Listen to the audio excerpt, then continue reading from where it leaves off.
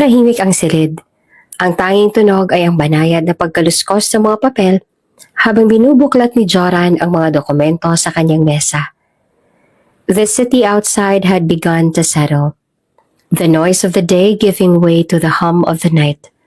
The lamp on his desk cast a warm circle of light, illuminating the scattered documents before him. Inabot ni Joran ang dokumento na kailangan niya pang masusing pag-aralan para maging fair ang resulta. His fingers paused briefly on the cover before he opened it. Nagpakawala siya ng isang malalim na buntong hininga. Ang unang pahina ay naglalaman ng mga detalye about the case.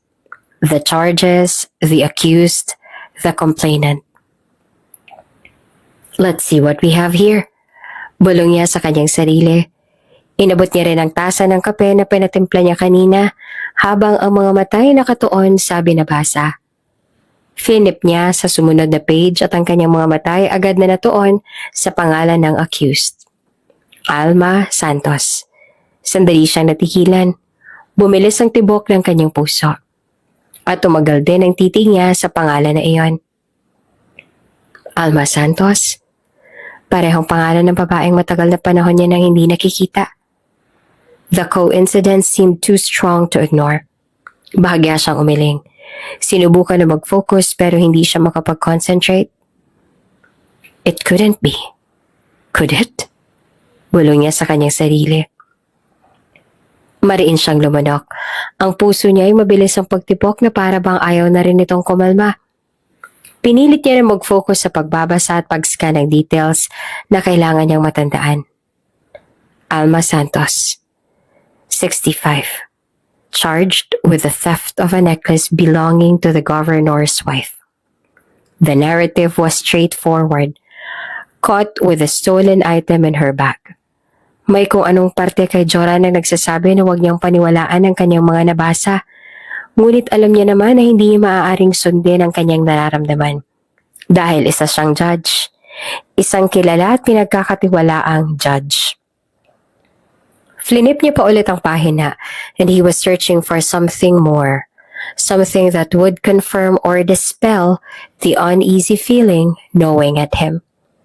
Then, he saw it. A photograph clipped to the next page. A standard procedural inclusion in case files. Sandali siyang natigil sa paghinga. Hindi siya makapaniwala sa nakikita ng dalawa niyang mga mata. The woman in the photo, tough-aged and weathered by time, was unmistakable. It is his mother. Kung bago ka pa lang sa channel na ito, Ate Jane TV, huwag kalimutang pindutin ang notification bell and subscribe button. Sana po hindi naman malaking abala sa inyo ang pagpindot ng subscribe button dahil ang kapalit po nito ay ang pagsuporta para makapag-produce ng mga libreng stories sa mga channels ni Ate Jane. Maraming salamat! Hindi na bago kay Elara ang maiwan. Bata pa lamang siya, iniwan na siya ng mga magulang niya sa isang bahay ampunan. Kung ano ang dahilan, hindi niya rin alam. Ang sabi kasi ng mga madre na nag-alaga sa kanya, ay basta na lang daw siya iniwan sa labas ng bahay ampunan. Hindi na binalikan. Wala man lang sulat na iniwan. Hindi rin daw nila alam kung ano ang tunay niyang pangalan o kung ilang buwan na ba siya noong iniwan siya roon. Ang mga madre lamang ang nagbigay sa kanya ng pangalang Elara. At noong nasa tamang edad na siya, kinailangan niya nang umalis doon sa bahay ampunan. Hindi naman kasi pwede na habang buhay siyang manatili roon. Ngayong 22 anyos na si Elara, kung ano-ano mga trabaho na pinasok niya para lang makasurvive siya sa mundong ito. Naging cashier siya, nagtrabaho rin sa mga fast food chain, at ngayon ay isa na siyang kasambahay.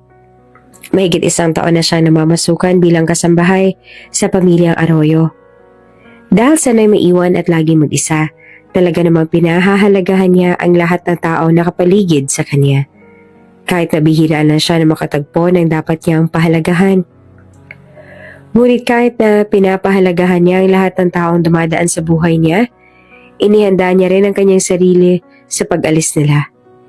Alam niya kasing walang tao ang magtatagal sa buhay niya. Lahat sila ay dadaan lamang at walang mananatili ng matagal. Lahat sila ay aalis at iiwan siya. Katulad ng ginagawa ng kanyang mga magulang. Nay Alma, ayos ka lang po ba? Nag-aalala na tanong ni Ilara sa matandang kasambahay na si Alma Santos. Isang matandang babae na itinuturing niya na ring ina dahil mula nang siya ay pumasok bilang kasambahay ng mga Arroyo, palagi ito nasa kanyang tabi para gabayan siya. Pagod na pagod ang itsura ng matanda kaya naman hindi niya maiwasan na hindi mag-alala. Marami rin kasi silang trabaho sa araw na to. Oo, ayos lang ako. Pagod itong sinabi. Pero mukhang pagod na pagod ka. Marami rin kasi inutos sa akin si Ma'am Chenli kanina. Pero huwag kang mag-alala, ayos lang ako. Kailangan ko lang ng kaunting pahinga. Saka naupo ito sa isang silya. Pasensya na po kayo kung di ko po kayo natulungan sa mga gawain. Kakatapos ko lang din po kasi mamalansya ng mga damit ni Ma'am. Pinaplansya niya po kasi sa akin lahat ng mga damit na hindi niya po ginagamit. Sabi niya, ayos lang yan, Iha. Alam kong marami ka rin ginagawa. Tsaka sa akin din naman ibinigay ang trabaho na yon. Tugon naman ni Ginang Alma. Matanda na ito. Senior citizen na pero patuloy pa rin sa pagtatrabaho dahil tulad niya ay mag-isa na lang din ito sa buhay. Wala nang ibang kasama, walang anak at walang asawa. Kumain ka na ba, Iha? Maya-maya pa tanong sa kanya ni Ginang Alma. Hindi pa nga po eh. Ang sabi po kasi sa akin ni Ma'am Chenli kanina ay hindi raw po ako pwedeng kumain hanggat hindi pa ako tapos sa mga pinapagawa niya sa akin kaya tinatapos ko po muna lahat. Paliwanag ni Ilara. Ikaw po, kumain ka na po ba? Hindi rin. Tulad mo ay hindi niya rin ako hinahayaan na kumain hanggat hindi pa ako tapos sa mga gawain. Ang mabuti pa po ay maghahanda na po ako ng kakainin natin. Late na rin po kasi. Nalipasan na tayo ng gutom. Masama talagang ugali ng kanilang among babae na si Chenli Arroyo. Palibhasa ay medyo bata pa at bagong kasal, tila hindi niya alam kung paano gumalaw sa paligid ng mga tao at magpakita ng kahit kaunting paggalang. May edad na ang asawa ni Chenli, isang matanda at mayaman na gobernador ng kanilang lungsod. Makapangyarihang tao ang matandang gobernador. Palaging ito ang may hawak ng mga malalaking desisyon at kapangyarihan sa buong rehiyon. Dahil dito ang pakiramdam ng Chenli ay ito rin ang pinakamakapangyarihan sa lahat. Ang pinakamataas sa lahat. Spoiled na spoiled din kasi ito sa Governor Daniel. Lahat siguro ng gusto ni Chenli ay sunod nito kaya tumataas ang tingin sa sarili. Iniisip ni Chenli na itong may kontrol sa lahat ng bagay sa mansyon, na para bang dito na umiikot ang buong mundo. At lahat ng tao na nakapaligid dito ay tila mga kasangkapan lamang na maaari nitong gamitin at alilain ayon sa kagustuhan nito. Ang tingin sa kanila ni Chenli ay mga laruan na kayang-kaya nitong paglaruan at basta na lamang baliwalain. Ganun pa man, walang sino man ang makakalaban sa mataas na posisyon at walang makakapagsalita laban dito. Sapagkat asawa nito ang gobernador at alam din ng lahat kung gaanong kamahal ng gobernador ang bata nitong asawa na halos lahat ng sabihin ni Chenli ay susundin din ni Gobernador Daniel. Kaya talaga namang walang pakialam si Chenli kung paano nakakaapekto ang ugali nito sa mga tao sa paligid nito. Kaya nga minsan naisip na rin ni Ilara na umalis na sa kanyang trabaho. Minsan kasi ay sobra na rin ang pinapagawa sa kanila ni Ma'am Chenli at talagang masamang ugali nito sa lahat. Nakakaramdam siya ng pagkabigo at pagod sa tuwing siya ay nakikitang hindi makatarungang pagtrato ni Ma'am Chenli sa mga taong nakapaligid dito. Hindi niya na alam kung hanggang kailan niya kayang tiisin ang mga nakakainis na ugali ng amo. Ngunit sa panahon ngayon, mahirap nang maghanap ng trabaho na may maayos na sahod. Bukod pa rito, ayaw niyang iwan si Ginang Alma sa mansyon. Si Ginang Alma kasi talagang mabait at may malasakit sa kapwa. Hindi tulad ni Ma'am Chenli na puno ng kayabangan at pagmamataas. Sa ngayon, si Ginang Alma lang ang tanging meron siya. Si Ginang Alma lamang ang tanging niyang kakampi kaya ayaw niyang iwan ito ng mag-isa. Lalo na't hindi na rin naman bumabata si Ginang Alma. Kaya't sa kabila ng mga paghihirap, tinitiis na lamang ni Ilara ang ugali ni Ma'am Chenli at nananatiling tapat siya sa kanyang trabaho. Umaasa ang darating din ang panahon na magkakaroon din siya ng pagkakataon na mapabuti ang kanyang kalagayan. Napakasama talaga ng ugali ni Ma'am Chenli, ano? Narinig ni Ilara ang paghihimutok ng isa pang kasambahay. Oo nga, pagsang-ayon naman ng isa pa. Hindi ko talaga mawari kung bakit ang babaeng yun pang pinakasalan ni Sir Daniel. Mabait naman ang matandang yun. Pero ang bata niyang asawa, naku, walang kasing sama ang pag-uugali. Dinaig niya pa ang evil stepmother ni Cinderella. Hay, sinabi mo pa. Akalain mo yun? Halos ayaw niya na tayong pakainin dahil sa dami raw ng mga pinag-uutos niya. Pati ang mga gamit na itatapon niya naman na pinapaayos niya pa para sa atin isa-isa. Napakataas talaga ng tingin nun sa sarili niya. Akala mo kung sino, porket nakapag-asawa ng mayaman. Mayaman at maganda nga. Yun nga lang, matanda naman ang pinatulan. Sana lang talaga may mangyari dyan kay Ma'am Chenli at nang maputulan naman siya ng sungay. Hindi maiwasan ni Ilara ang mapailing habang nakikinig siya sa kanilang mga usapan. Minsan ay sumasang-ayon din siya sa kanilang sinasabi pero sa isip niya lang. Ayaw din kasi ni Ilara na makisali sa mga ganong klase ng usapan. Bukod sa maaari niya iyong ikapahamak, malaking epekto rin iyon sa kanyang trabaho. Tapos yun na ba akong pag-usapan? Maging si Ilara ay natigil sa kanyang ginagawa at agad siyang tumingin kung nasaan si Ma'am Chenli na masama ang tingin sa dalawang kasambahay na kanina pa itong pinag-uusapan. Ma'am Chenli, natatakot na sabit ng isa. Ngumisi naman si Chenli tsaka napailing. Lumapit ito sa counter at tsaka nagsali ng wine sa baso. Kitang-kita naman ni Ilara ang labis na kaba ng dalawa. Hindi ko na mabilang kung ilang masasamang salita ang sinabi niyo sa akin. At first, I was enjoying it. Ang tatangan niyo kasi, para dito pa talaga ako pag-usapan. At hindi pa magaganda ang mga sinasabi niyo tungkol sa akin. But then everything just started to annoy me. Tiningnan naman ni Ma'am Chenli ang dalawa na halos hindi na makagalaw sa kanilang kinatatayuan. Alam niyo bang ayaw na ayaw kung pinag-uusapan ako? Lalong-lalo na kung hindi maganda mga sinasabi tungkol sa akin. Patawarin niyo po kami, ma'am. Hindi po namin sinasadya na masabi ang lahat ng yon. Ang natatakot na sabi ng isa. Patawad? Tumawa si Chenli. Alam niyo ba na hindi uso sa akin ang katagang yan? At mas lalong hindi ko rin ginagawa ang bagay na yan. Ang pagpapatawad ay para lang sa mga mahihinang tao. Para sa mga kagaya niyo na isang kahig isang tuka lang. While ang mga tao na kagaya ko, isang tao na higit na makapangyarihan kaysa sa inyong lahat. We don't do that.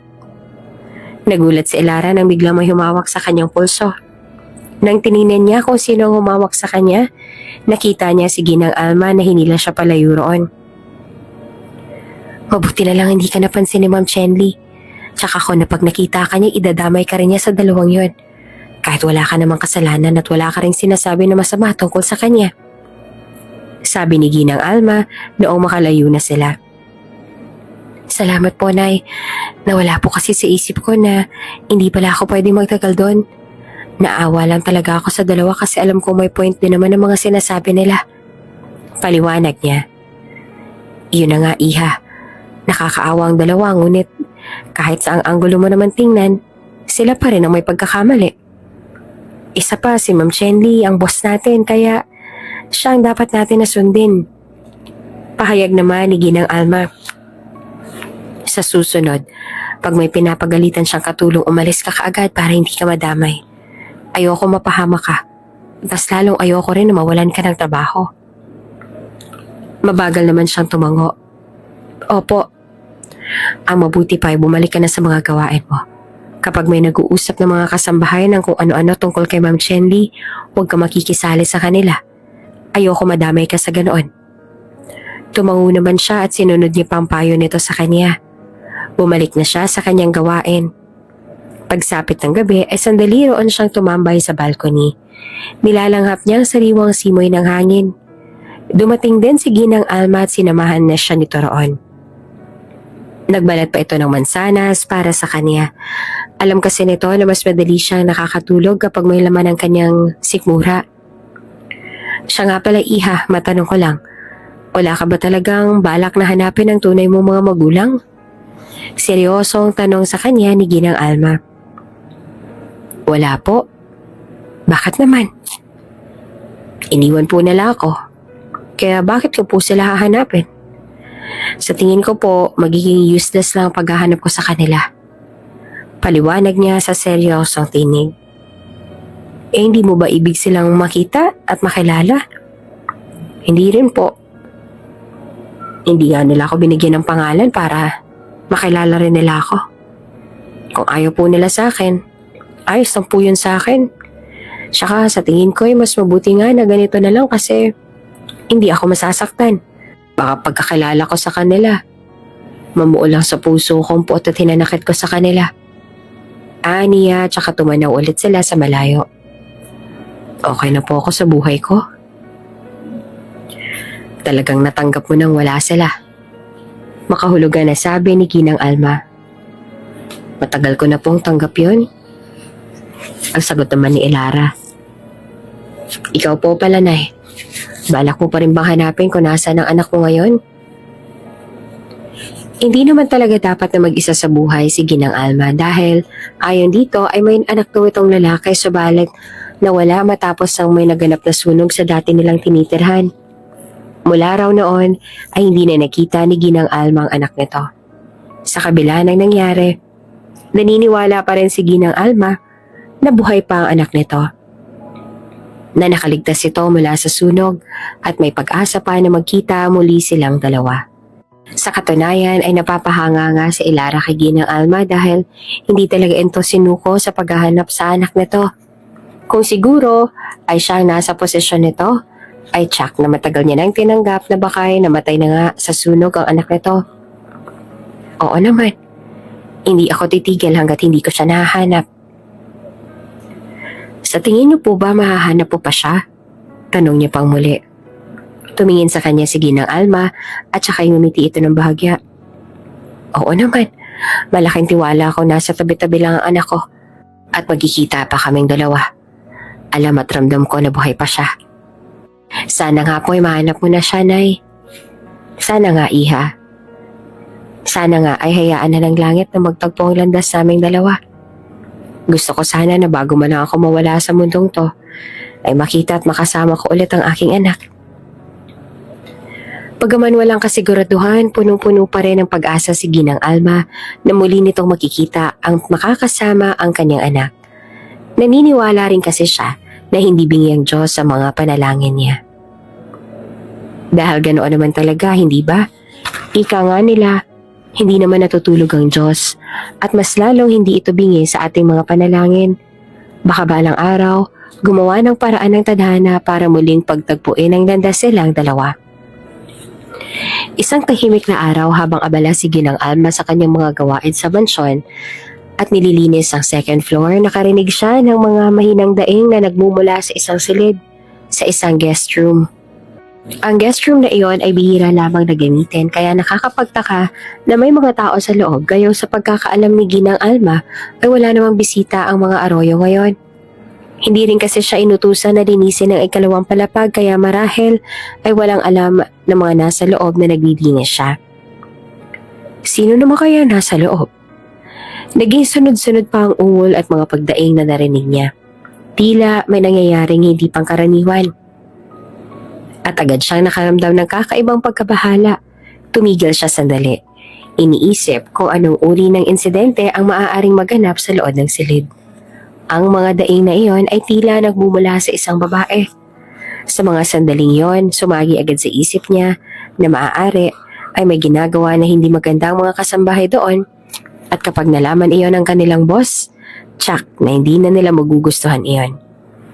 Isa rin kasi sa habilin ni Sir Daniel sa mga batang kasambahay ng mansyon na hindi sila maaaring magdala ng kanilang mga kasintahan sa mansyon at bawal din silang makipagrelasyon sa kanilang mga trabaho dahil maaari yung makaapekto sa mga performance nila sa trabaho. Kaya naman, kung sakali na malaman ng kanilang amo na may mga nangyayari na ganito sa mansyon, tsak na hindi sila matutuwa. Ay nako, sino na naman kaya ang nagkaroon ng kapalang mukha at lakas ng loob na gawin ng mga bagay na yun dito sa mansyon? Marami namang ibang lugar dyan. Pwede naman sana sa hotel. Hindi na ba talaga nila matiis ang tawag ng kanilang mga kalamnan? Napailing na lang nasabi ni Ginang Alma sa sarili. Naglakad si Ginang Alma papalapit sa pinto na pinagmumula ng ingay at mga pag-ungol. At habang papalapit siya ng papalapit sa pinto, lalo pang lumalakas ang tunog na kanyang naririnig. Sa pagkakaalam ni Ginang Alma ay wala namang gumagamit sa silid na to dahil bihira lang naman magkaroon ng bisita ang mga Arroyo. Kaya't hindi maiwasang magtaka si Ginang Alma kung bakit may daing na naririnig mula rito. Dahan-dahang itinulak ang pinto ng silid at handa ng sigawan ng mga taong nasa loob kung sakali man ang mga kasambahay nga lang iyon. Pagbukas ng pinto, nagulat si Ginang Alma sa nakita. Hindi kasambahay ang nasa loob. Talagang hindi niya inaasahan na nakita. Nasa loob ng silid si Ma'am Chendi kasamang personal driver nito na si Anton. Nasa kama ang dalawa at pareho ring walang saplot sa katawan. Ang tanawin na tumambad sa kanya ay isang nakakabiglang eksena. Hindi niya inaasahan ang kanyang nasaksihan. Ang kanilang katawan ay magkalapit. Ang mga kamay ni Ma'am Chendi ay humahaplos kay Anton. At ang kanilang mga mata ay nagkatagpo sa isang hindi kayang ipaliwanag na pagnanasa. Nabilaukan siya ng mga salitang nais niyang ipahayag. Ngunit sa sobrang gulat, nabitawan niya ang hawak na walis tambo. Ang malakas na tunog ng walis na bumangga sa sahig ay agad na nagpahinto sa dalawa. Tumigil sila sa kanilang ginagawa. Ang kanilang mga mata ay napatingin kay Ginang Alma. Sa unang pagkakataon, si Ma'am Chendi nagpakita ng takot sa mga mata. Ngunit agad din ito nagbalik sa formal na anyo. Pinipilit na itago ang galit at kahihiyan. Ginang Alma, ano ginagawa mo dito? Malamig na tanong ni Ma'am Chendi na ang boses ay tila nagtatago ng galit at pagkapahiya. Si Anton naman ay hindi makatingin kay Ginang Alma. Inayos lang nito ang sarili at nagtakip din ng kumot sa kanilang mga katawan. Sa pagkakaalam din kasi ni Ginang Alma ay malapit ang ikasal si Anton. Ipinakikilala pa nga sa kanya ni Anton ang babaeng pakakasalan daw nito. Ibig sabihin, ang dalawang ito ay pareho na may niloloko. Kaya marahil ay nangyayari ng itsura ni Anton ngayon. Hindi ko pa sinasadya na maistorbo kayo. Ang natatakot na sabi ni Ginang Alma sa mga ito. Bakit pa hindi ka malang kumatok bago mo binuksan ang pinto? Pagalit naman na tanong sa kanya ni Ma'am Chendi. Pasensya na po talaga, ma'am. Hindi ko po kasi alam na kayo po palang nasa loob. Ang poong akala ko po sa labas ay mga kasambahay lang ang nandito kaya gusto ko sana silang hulihin at pagalitan. Natatakot na paliwanag niya. Next time, matuto kang kumatok. At saka nagtakip ng katawan si Chendi gamit ang puting kumot na siyang ginamit din ni Anton para takpan ang sarili nito. Hindi pa rin makapaniwala si Ginang Alma sa kanyang nakita kaya ito mahimik saglit. Hindi pa tuluyan na napoproseso sa utak niya ang kaganapan sa naabutan. Ang kanyang katawan ay nanginginig dahil sa pagkabigla. Hindi niya alam kung paanong haharapin ang sitwasyon. Pasensya na po talaga, Ma'am Chendi. Hindi ko po sinasadya. Ang tanging nasamit na lamang ni Ginang Alma bago mabilis na lumabas ng silid. Hindi na kayang tumingin pa sa kanila. Manang Alma, ano nangyari sa'yo? Bakit po madaling-madali ka? Nagtataka na tanong ng isa pang katulong kay Ginang Alma nang magkasalubong sila nito pababa ng hagdan. May problema po ba, Manang? Bakit po parang nakakita ka ng multo? Nagtataka pa nitong dagdag. Ha? Wala naman. May iniisip lang talaga ako. Saad naman ni Manang Alma tsaka lumigon pa siya sa likuran niya para masiguro na hindi siya sinusundan ni Ma'am Chendi. At nauuhaw din kasi ako kaya ako nagmamadali. Nagtataka namang tumango ang kasambahay. Ganun po ba? Saan ka pala pupunta?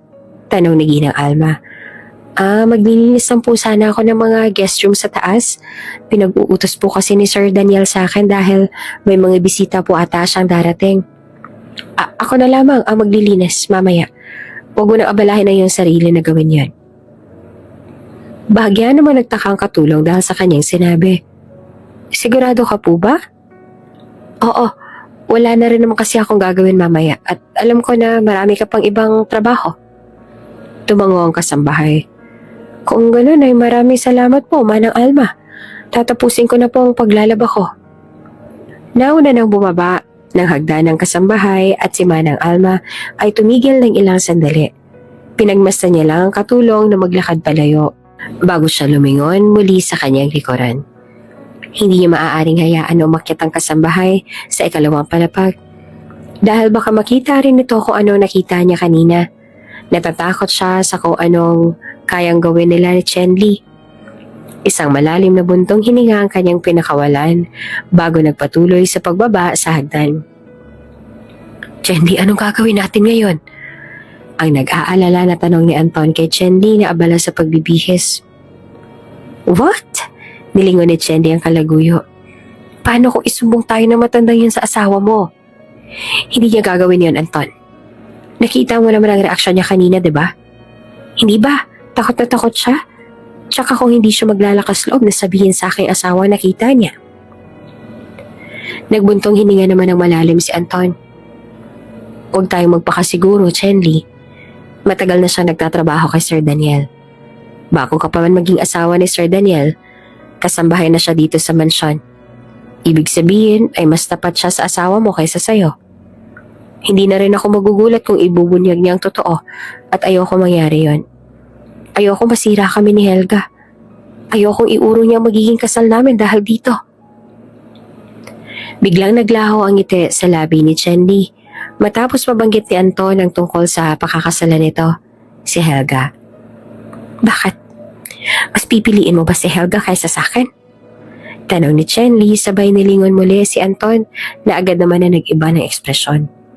Alam mo kung ano magiging sagot ko riyan, Chenli. Mahal ko si Helga. At kung dumating sa punto na kailangan kong mamili, walang pag-aanilangan na siyang pipiliin ko.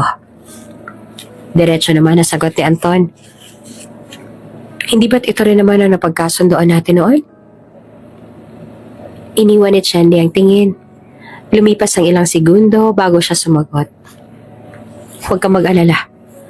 I will make sure na hindi magsusumbong si Manang Alma sa asawa ko. Paano ka naman nakakasiguro? Ngumisi si Chenli. Patatahimikin ko siya. Kaya hindi mo kailangang mag-alala na baka malaman ni Helga ang tungkol sa akin.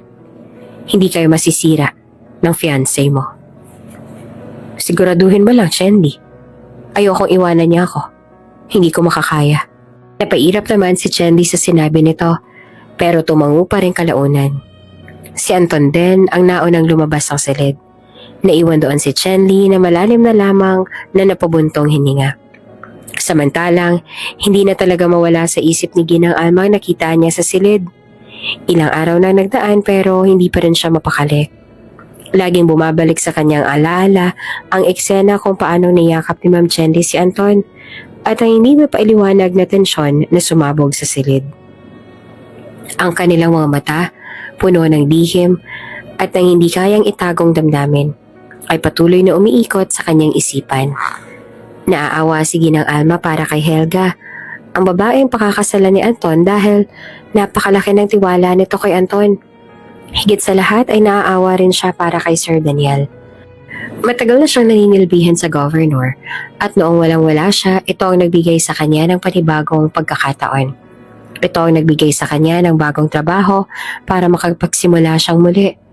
Kaya nga, mula noong sumumpa si Ginang Alma na magiging tapat siya sa mga ito, habang si Ginang Alma ay naglalakad patungo sa kwarto, ang mga tanong sa kanyang isipan ay patuloy na lumalakas. Ang pinakamabigat na tanong ay kung dapat pa niyang sabihin kay Sir Daniel, ang asawa ni Ma'am Chenli ang nakita niya. Hindi ba't nararapat lang na malaman ng gobernador ang mga nangyari sa likod ng mga mata nito? Hindi niya maiwasang mag-alala para kay Sir Daniel. na mas matanda na at sa tingin ni Ginang Alma ay hindi nararapat na lokohin ang asawa. May isang bahagi ng kanyang isip na nagsasabi na mararapat lang na ipaalam kay Sir Daniel ang totoo. Ngunit meron ding bahagi ng kanyang puso na nagsasabing mas mabuti nang manahimik na lamang siya. Dahil baka magdulot lamang ito ng mas malaking problema sa mansyon. Habang nasa loob ng kanyang silid at nakaupo sa kama na ang katabi ay kama rin ni Elara, nananatiling malalim ang iniisip ni Ginang Alma. Hindi nga nito napansin ang pagpasok sa loob ni Elara. Nagtataka naman si Elara habang pinagmamasdan nito ang ginang. Madalas kasi ay maligaya at puno ng lakas si Ginang Alma, ngunit ngayon ay ibang-ibang itsura nito. Hindi pa man magaling magtago ng tunay na nararamdaman ng ginang. Kaya naman hindi rin maitago ni Elara ang kanyang pagkabahala. Nag-aalala siya dahil baka may mga hindi magandang nararamdaman ng matanda. Hindi na nga nakatiis si Elara at lumapit na siya kay Ginang Alma. Naupo siya sa tabi nito. Nay, ayos lang po ba kayo? Parang may bumabagabag po sa inyo. Hindi po ba maganda ang pakiramdam mo? Tanong niya pa dito. Si Ginang Alma ay nag-atubili sandali. Ngunit sa halip ay pilit itong binagong ekspresyon at tumugon. Ayos lang ako, Elara. May iniisip lang ako. Ngunit ang mga mata ni Ginang Alma ay patuloy na nagpapakita ng pagpaalala at hindi pa rin matanggal ang mga tanong sa kanyang isip. Sigurado ka po ba? Masyado po ba kayong pagod sa trabaho? Ang rinig ko po ay kayo rin po naglinis ng guest rooms. Tinawag niyo po sana ako para natulungan ko na ho kayo. Nako, ayos lang talaga ako, Iha. Huwag mo ko alalahanin. Minsan-minsan ay may mga sumasagi lang talaga sa isip ko. Sagot naman ni Ginang Alma para hindi na mag-alala pa si Elara. Sinubukan naman ni Ginang Alma na magpatuloy sa pag-aayos ng kanyang higaan. Ngunit hindi talaga siya nakapag-focus. Ang mga alaala ng nakita nito ay patuloy na gumugulo sa kanyang isipan. Pagkatapos ng ilang sandali, hindi na napigilan ni Ginang Alma ang sarili at nagtanong na kay Elara. Elara, kung sakali bang may makita kang panloloko, halimbawa, ang taong matagal mo nang pinagsisilbihan at siyang tumulong sa'yo ay nahuli mong niloloko ang kanyang asawa, sasabihin mo ba ito sa amo mo? Si Elara na hindi naman inaasahan tinanong ay sandali na paisip bago sumagot. Kung sakali ho sa kaibigan ko mangyari ang ganon, sasabihin ko po agad sa kanya. Pero kung sa aking amo, baka hindi ko po sabihin. Bakit mo hindi sasabihin sa amo mo? May mga bagay po kasi na labas na ako. Sa tingin ko po ang ganong bagay ay problema na po nila. At hindi ko na ho maaring pakialaman. Seryoso ang paliwanag ni Elara. Pero kung sakali sa kaibigan ko ito mangyari, o kaya sa isang tao na malapit sa akin tulad ng nabagit niyo, na siya rin tumulong sa akin, sasabihin ko po sa kanya kung anong nalalaman ko kasi karapatan niya hong malaman yun. Kung ganon, dapat niya bang sabihin ang totoo kay Daniel? O mas mainam na umakto na lamang siya na walang nangyari? Ang sagot ni Elara ay nagbigay ng bagong pag-aalala kay Ginang Alma. Ang mga salitang yon ay nagdagdag sa kanyang kalituhan at pagkabalisa. Hindi siya sigurado kung handa na ba siya magsalita at sabihin kay Sir Daniel ang nakita niyang pangyayari o kung mas mabuti nang magtago na lang siya upang maiwasan ang gulo. May problema po ba, Nay? Ngayon lang po kita nakitang ganito kabalisa. Puna naman ni Elara. Ay, ayos lang ako, Iha. Tulad nga na sinabi ko may iniisip lang talaga ako. Bagaman kitang-kita pa rin sa mga mata ni Elara ang pag-aalala, ay tumango na lamang ito bago lumapit sa kama nito para makapagpahinga na dahil bukas ay tsak na marami na naman silang mga gagawin, lalo pat ang sabi ay dadalaw raw ang mga kaibigan ni Chendy Arroyo. Isang araw, habang abala si Ginang Alma sa mga gawain sa hardin, biglang lumapit sa kanya si Ma'am Chendy. Napatigil si Ginang Alma sa ginagawa at tiningnan si Chendy na may madilim na ekspresyon. Bago pa makapagsalita si Ginang Alma, nagsalita na si Ma'am Chenly. Mababa ang boses, ngunit puno ng banta. Alam ko may nakita ka. Simula ni Ma'am Chenly. Ang mga mata ay matalim at malamig. Huwag na huwag mong sasabihin sa asawa ko ang tungkol doon. Kapag nagsumbong ka, may mangyayaring hindi maganda sa'yo. Naiintindihan mo ba ako? Ang boses nito ay matigas. Walang espasyo para sa pagtutol. At bawat salita ay parang kutsilyong bumabaon sa dibdib ni Ginang Alma. Nanginginig at natatakot. Tumango si Ginang Alma. Kahit pa ang kanyang kalooban ay nagsusumigaw ng galit at kaba. Wala siyang lakas ng loob para tumutol o magsalita ng kahit ano. Naiintindihan ko po, ma'am. Aasahan mo na wala akong pagsasabihan ng sikreto ninyo at hindi ito makakarating kay Sir Daniel. Sagot ni Ginang Alma. Siguraduhin mo lang, manang. Dahil ang ayaw na ayaw ko sa lahat ay tinatraidor ako. Ang banta ni Ma'am Chenly ay malinaw at hindi niya kayang suungin ang panganib na iyon, lalo na't alam niyang maaaring magdulot ito ng malaking kaguluhan sa kanyang buhay at trabaho. Tumango si Ginang Alma. Huwag ka mag-aalala, ma'am. Ayoko rin pong magulo ang pagsasama ninyo ni Sir Daniel. Katulong lang ako dito, kaya wala akong karapatan na makialam. Nagdududa pa rin na tiningnan siya ni Chenly. Para bang naghahanap ito ng bakas na nagsasabing hindi totoo ang sinabi niya at magsusumbong pa rin siya. Siya nga po pala, ma'am. Ang alam ko po ay darating si Helga para dalawin si Anton. Pinayagan sila ni Sir Daniel. I don't care. Kahit dito pa siya tumiray, wala akong pakialam. Ngunit, hindi niya na natapos ang kanyang sasabihin dahil tinalikuran na siya nito. At kahit matapos pa ang pag-alis ni Ma'am Chenly, hindi pa rin mawala sa isip ni Ginang Alma ang mga salitang binitiwan nito. Ang banta ay paulit-ulit na nag-e-echo sa kanyang isipan.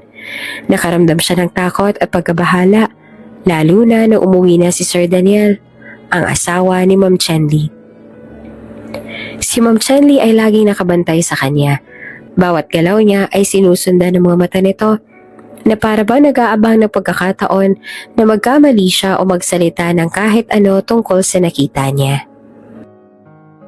Sa tuwing magkasalubong ang kanilang mga mata, nararamdaman ni Ginang Alma ang lamig ng banta at ang bigat ng takot na dala nito.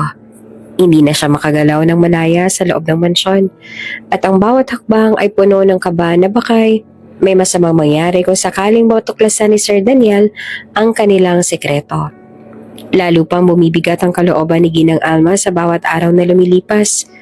Gusto niya magpakatotoo at maglingkod ng tapat kay Sir Daniel. Ngunit ang takot na dala ng banta ni Ma'am Chenly ay pumipigil sa kanya. Alam niyang isang maling galaw lamang ay maaaring magbunga ng hindi inaasahang resulta. Kaya't mas pinipili niya na lang na manahimik, kahit pa ito ay labag sa kanyang kalooban. Sa bawat sandali, nag-iisa siya. Hindi niya maiwasang magtanong sa sarili kung hanggang kailan niya kayang tiisin ang sitwasyong to. Nay Alma, kamusta naman po ang mapapangasawa ko rito? Biglang tanong sa kanya ni Helga, ang mapapangasawa ni Anton. Nandito ito ngayon sa mansyon para dalawin si Anton. Malayo rin kasing pinagmulan nitong si Helga kaya nga'y hinayaan nito ni Daniel na bisitahin si Anton lalo pa't malapit na rin ikasal ang dalawa. Hindi agad nakasagot si Ginang Alma. Bigla siyang nakaramdam ng bigat sa dibdib. Maayos naman siya, masipag pa rin sa trabaho. Tugon naman ni Ginang Alma. Hindi niya magawang tignan si Helga. Hindi naman po siguro siya ng bababae, ano? Tanong pang muli ni Helga na dahilan para mas lalo pang matigilan si Ginang Alma. Alam niyo po kasi nito mga nagdaang araw ay hindi maganda ang kutob ko. Ewan ko po ba, palagi na lang sumasagi sa isipan ko na baka niloloko na ako ni Anton, lalo pat malayo ako sa kanya. May tiwala naman po ako sa kanya dahil mahal ko siya at alam kong mahal niya rin ako. Ang kaso, sadyang hindi lang po talaga maalis sa akin na mag-isip ng mga ganong bagay. Mas lalo pang bumigat ang dibdib ni Ginang Alma. Gusto niyang sabihin na kung ano man ang naging kutob nito ay totoo. na nambababae nga talaga si Anton at ang babae nito ay walang iba kundi ang mismong boss nila. Ngunit hindi magawa ni Ginang Alma. Hindi niya magawang sabihin ng totoo dahil pinangungunahan siya ng takot. Huwag kang mag-alala, iha. Walang babae ang asawa mo. Nakafocus lamang siya sa kanyang trabaho para sa inyong dalawa. Ang siyang nasabi na lamang ni Ginang Alma. Kahit pa sa loob-loob niya ay gusto niyang sabihin dito kung ano ang totoo. Mabuti naman po kung ganon. Napangiti si Helga. Hindi na po ako mag-aalala. Babantayan ko kung may babae siya at agad kong sasabihin sa iyo kung sakali man na meron. Lalo pang lumawak ang ngiti ni Helga. Nako, maraming salamat po talaga, Nay. Ilang sandali pa ay pumasok na rin si Anton at nakita niya ang takot at pag-aalala sa mga mata nito. Marahil ay takot dahil ang akala ay isusumbong niya ito kay Helga. Anong pinag-uusapan niyo, mahal? Ang malambing na tanong ni Anton kay Helga. Ha? Wala naman. May mga tanong lang ako kay Nay Alma tungkol sa trabaho mo dito sa mansyon. Tugon din ni Helga. Nagtataka na lumapit si Anton sa tabi ni Helga. Ang nagdududa nitong mga mata ay nakatuon kay Ginang Alma. Ganun ba? Yumapos ang braso ni Anton sa bewang ni Helga. Maya-maya ay nagpaalam na rin ang mga ito na aalis na kaya naiwan siya roon. Isang malalim na buntong hininga ang pinakawala ni Ginang Alma. Habang pinagmamasdan niya ang dalawa na maglakad palayo. Pinilit na lamang ni Ginang Alma ang kanyang sarili na mag-focus sa kanyang trabaho at huwag isipin ang mga nangyari. Nay! Biglang sumulpot si Elara mula kung saan. Ang ganda po pala talaga nung mapapangasawa ni Anton, ano? Parang nag-glow up po siya. Mas maganda siya ngayon kaysa huli niyang bisita. Nako, sinabi mo pa. Mukhang masaya talaga siya sa pagpapakasal nila ni Anton. Lumapit si Elara sa tabi ni Ginang Alma. Napakaswerte po ni Anton sa fiancé niya. Dapat talaga hindi magloko si Anton kasi ang ganda ng mapapangasawa niya eh. Muling natigilan si Ginang Alma sa sinabi ni iyon ni Elara. Nako, sana nga iha. Sana nga hindi niya nalokohin si Helga. Napakabait pa naman nun. Ilang araw din na nanatili sa mansyon si Helga at pansin na pansin ni Ginang Alma na higit na mas mainitin ang ulo ni Chandy kumpara sa dati. Para bang hindi ito natutuwa na bumisita sa kanilang mapapangasawa ni Anton. Sa kabila nun, alam naman ni Ginang Alma na siya lamang ang nakakapansin kasi siya lang naman ang may alam. Isang araw at bigla na lamang nagwala si Ma'am Chandy dahil ayon dito ay nawawalang mamahalin nitong alahas na regalo pa ni Daniel at binili pa sa France. Kaya naman ang lahat ng tauhan sa mansyon ay pinatawag na para isa-isa silang matanong kung sino sa kanila ang kumuha ng mamahaling alahas. At lahat sila ay takot na takot dahil hindi nila alam kung paanong may magnanakaw sa mansyon at mas lalong wala rin silang ideya kung sino iyon. Ngayon lang kasi nangyari na nawala ng alahas ang asawa ni Gov Daniel dahil lahat naman sila dito sa mansyon ay takot na takot sa mag-asawa. Alam kong isa sa inyong kumuha ng alahas kong yun. Walang ibang pwedeng kumuha sa alahas ko kundi kayo lang. Hindi rin biro ang halaga ng alahas kong yun. Nagkakahalaga yun ng 3 milyon. Kaya kung sino man sa inyong kumuha, mabuti pang umamin na kayo ngayon din. Huwag yun ang hintayin pa mga tauhan ko mismo ng asawa ko maghalungkat sa mga gamit ninyo. Malamig na sabi ni Chandy sa lahat ng mga kasambahay. May aamin ba sa inyo kung sino ang nagnakaw ng alahas ng aking asawa? Ang malamig naman na tanong ni Daniel. Nagkatinginan ng lahat. Lahat sila ay walang alam. Lahat sila hindi alam kung sino ang nagnakaw. Ni isang clue ay wala sila. Sino ba kasing kumuha ng alahas ni Ma'am? Napakakati naman ang kamay ng gumawa nun. Bakit hindi nila siya umamin para matapos na to? Pati kami tuloy ng mga inosente na dadamay na. Narinig ni Ginang Alma na sabi ng isang katulong na agad naman na sinang-ayunan ng iba. Kaya nga dapat umamin na lang kung sinong kumuha. Nagkatinginan si Ginang Alma at Elara na tulad niya ay nag-aalala rin. Noong wala pa rin may umaamin, inutusan ni Daniel ang mga tauhan nito na maghalughog sa mansyon at tingnan sa gamit ng mga kasambahay kung naroon nga ba ang alahas na hinahanap nila. Napansin ni Ginang Alma ang kakaibang ngisi sa labi ni Chenli habang ang mga tauhan ng asawa nito ay patuloy pa rin sa paghahalughog sa mansyon. Kakaibang uri ng ngisi nito, para bang may masamang balak na gawin. Bigla siyang kinutuban, ngunit alam ni Ginang Alma na siya lamang ang nakakaramdam ng ganon dahil ang mga kasambahay niya wala namang alam kung ano ang nalalaman niya. Nagtagpo ang mata nilang dalawa ni Chenli. Kumislap ang mga mata nito. Dala ang pagpipigil nito ng ngiti. Maya-maya pa ay bumalik na ang mga tauhan ni Daniel at nagtagpo na lalo ang kilay ni Ginang Alma nang makita niyang dala nila ang kanyang bag. "Bag ko yun ah," sabi ni Ginang Alma habang nakaturo sa bag na dala ng isa sa mga tauhan ni Daniel. Nagtataka naman na tiningnan siya ni Daniel. Nagtatanong ang mga mata nito. Humakbang ito papunta sa harap ng isa sa mga tauhan ni Daniel na may hawak sa kanyang bag. Magsasalita pa sana siya, ngunit pagbukas ng kanyang bag, laking gulat ng lahat nang makita doon ang nawawalang mamahaling alahas. "Ito po, Ma'am Chenli. Nahanap na namin na nawawala mong alahas sa loob ng bag ng matandang yan." Sabay turo kay Ginang Alma ng lalaki.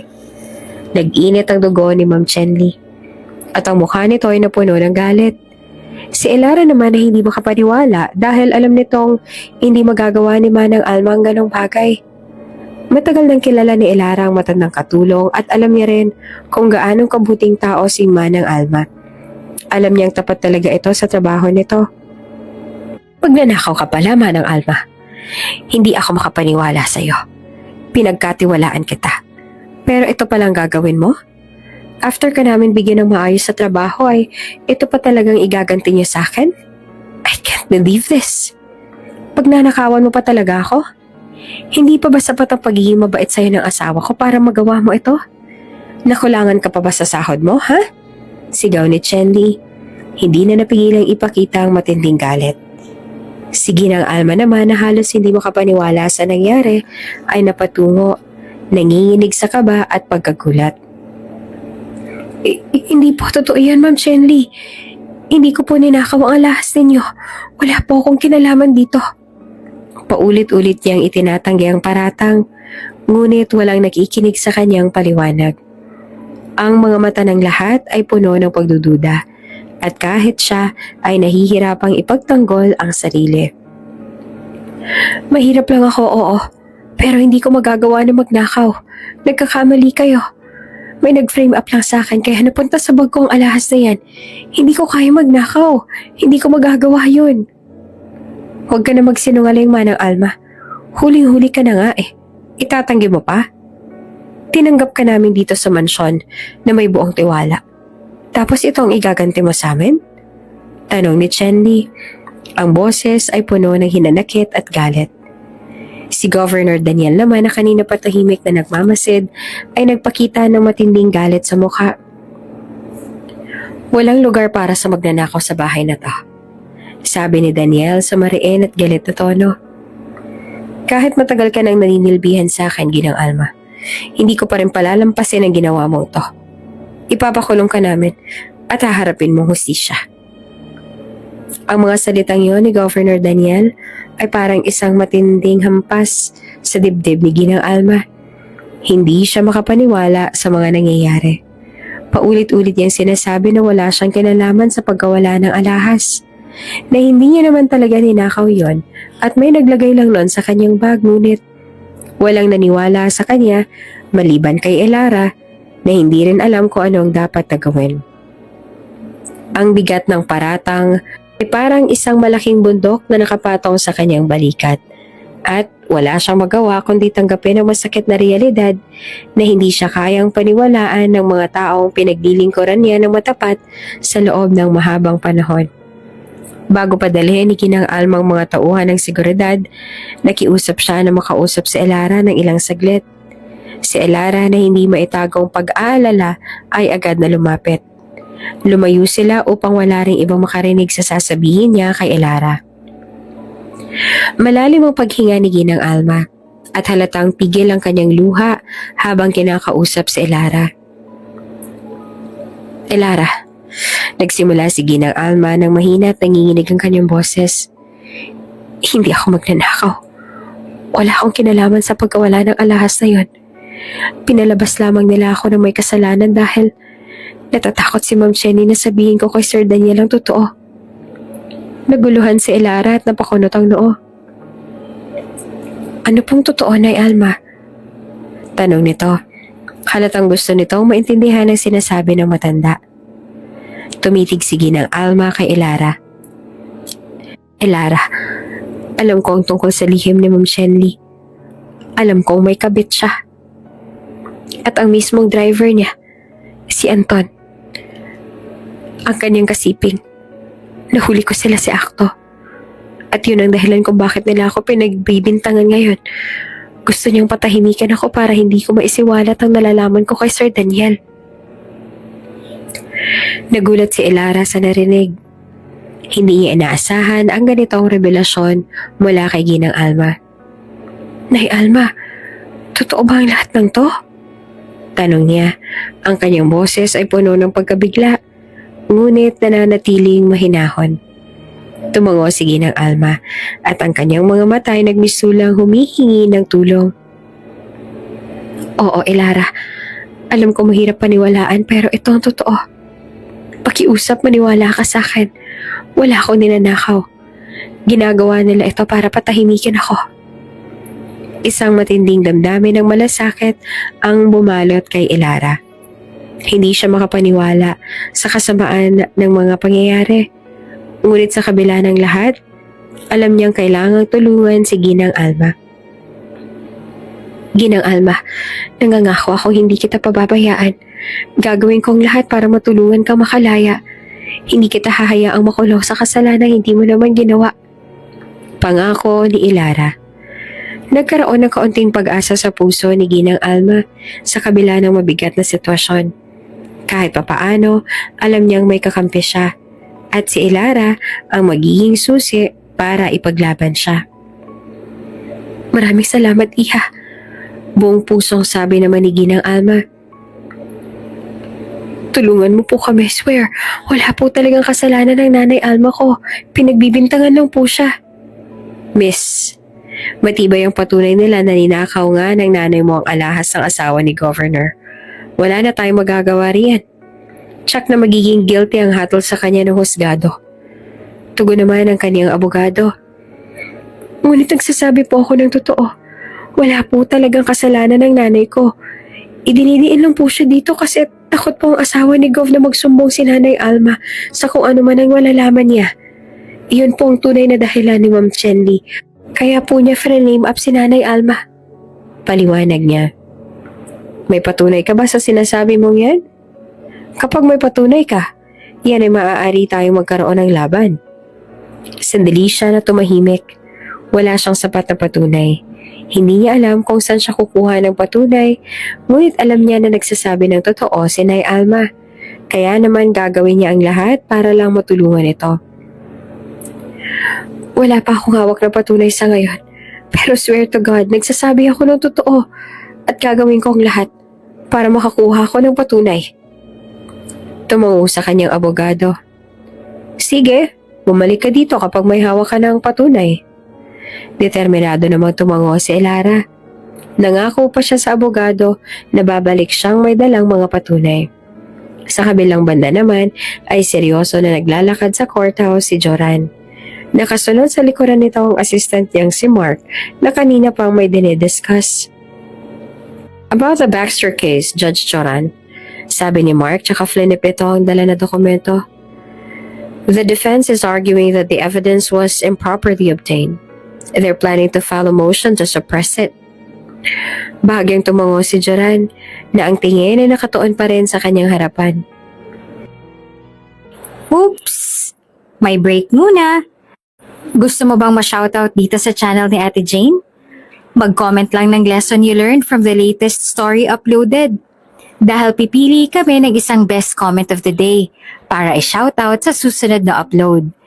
Kaya huwag kalimutang mag-iwan ng lesson you learned after you watch this video. Maraming salamat. Shoutout nga pala kay Thes Libaton from South Korea.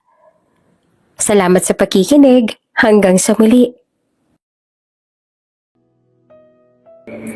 If the evidence was obtained unlawfully, then we'll need to address it. But let's review the chain of custody thoroughly. These claims are often more strategic than substantive.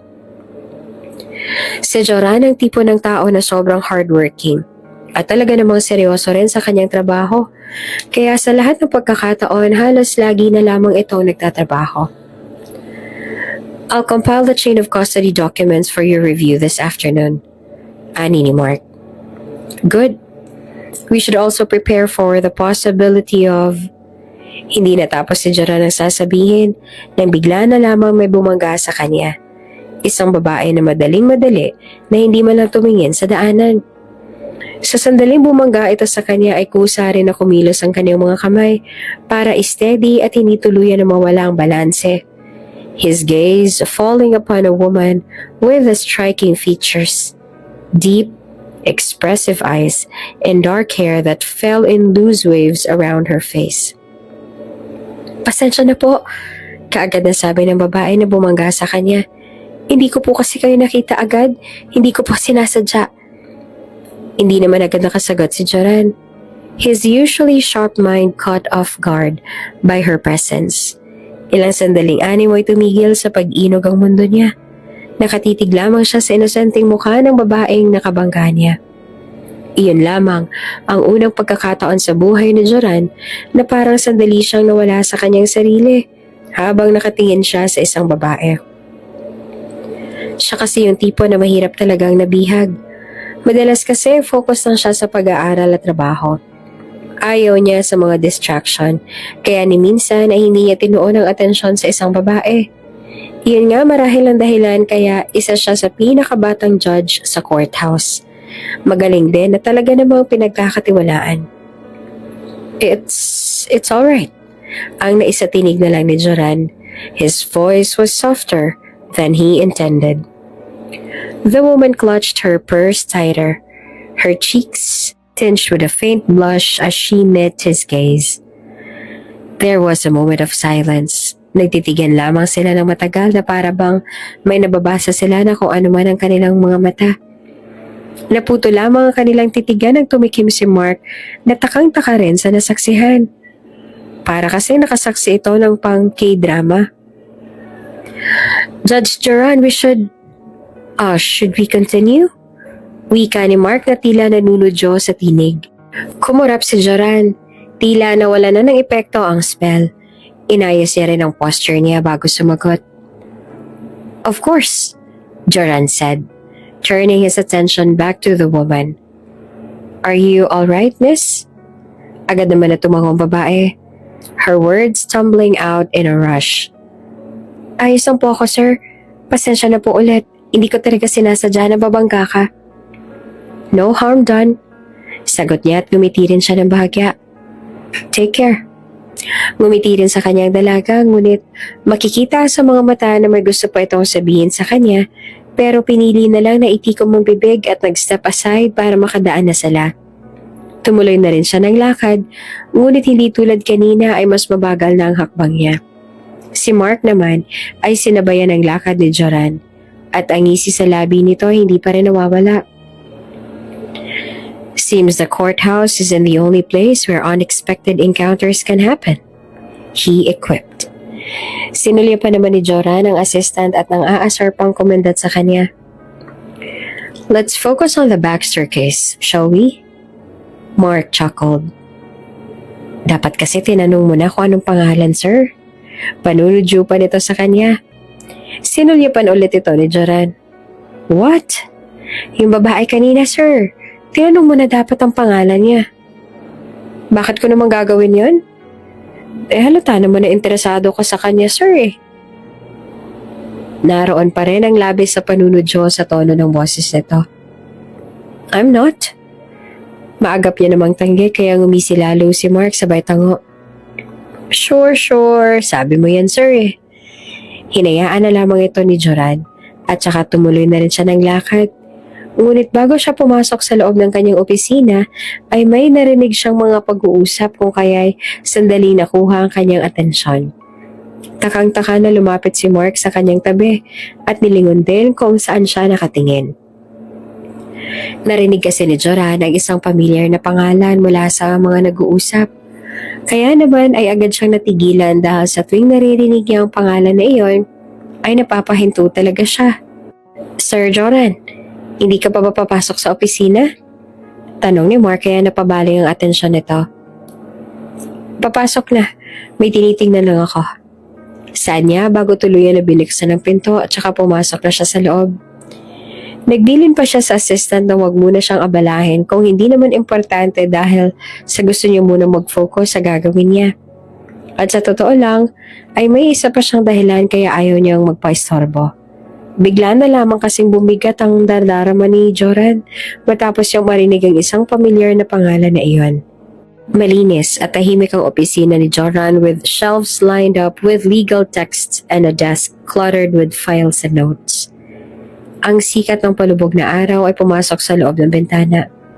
Napaupo siya sa kanyang desk at sinimula ng mga trabaho na kailangang matapos.